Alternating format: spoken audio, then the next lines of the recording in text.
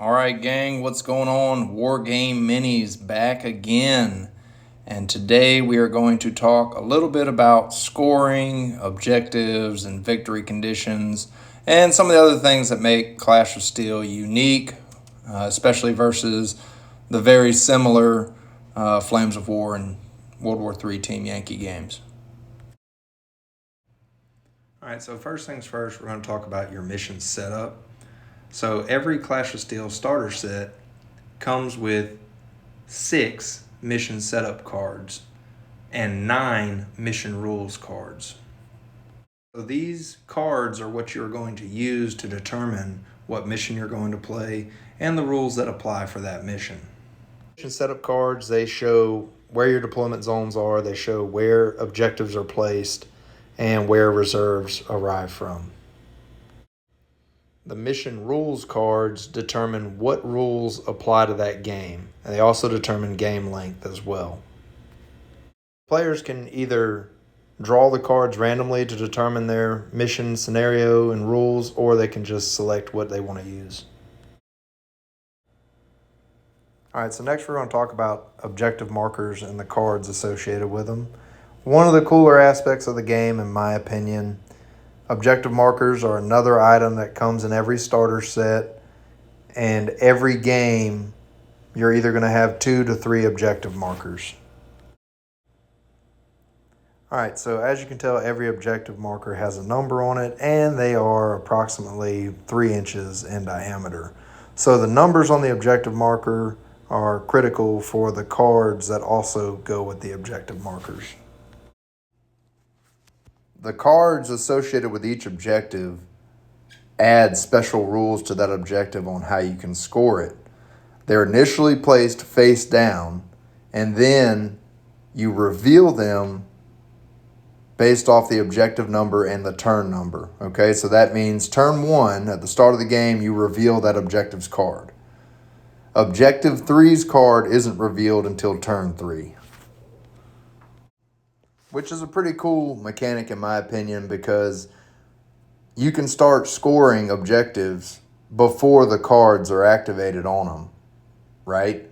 But it just means that by turn 3, the objective you might have put a lot of beef on might not be valuable anymore at all. It could be worth more points, but it's really interesting and a really cool mechanic, I think. Next, we have holding and contesting objectives, which works very similarly to holding and contesting objectives in World War III Team Yankee and in Flames of War. The Clash of Steel starter sets come with these little handy 4-inch rulers, so that's just a way you can quickly measure and check your objective holding or contesting status.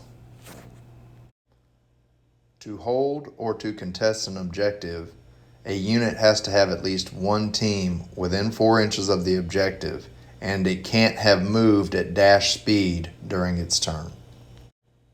And of course, bailed out teams or destroyed teams obviously cannot contest or hold an objective. Objective scoring takes place at the end of a player's turn. An objective that is held is worth 3 points. An objective that is contested is worth 1 point. Now, the associated objective cards can impact how many points a player gets. So the last thing I wanted to talk about in this video are the tactics decks that are included in the starter sets. All right, this is an optional function of the game.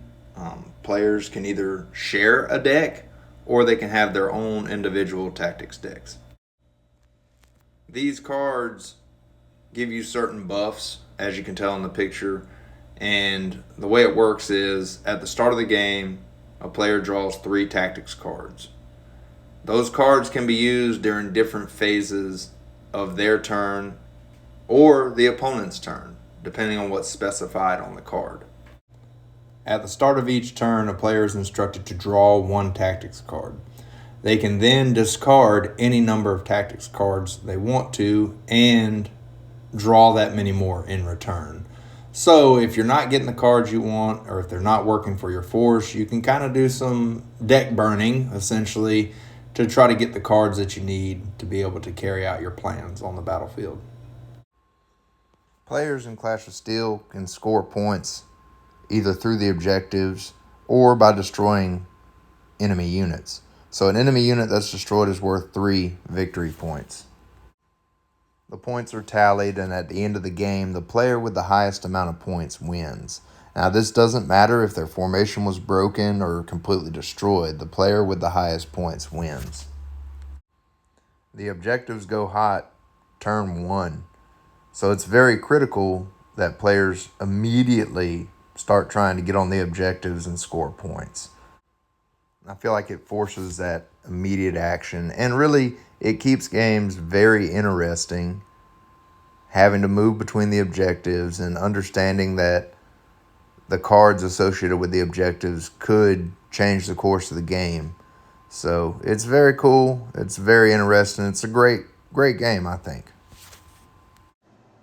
All right, I hope y'all have enjoyed this video and that y'all can get out there and get some Clash of Steel games going, because it's a lot of fun. Later.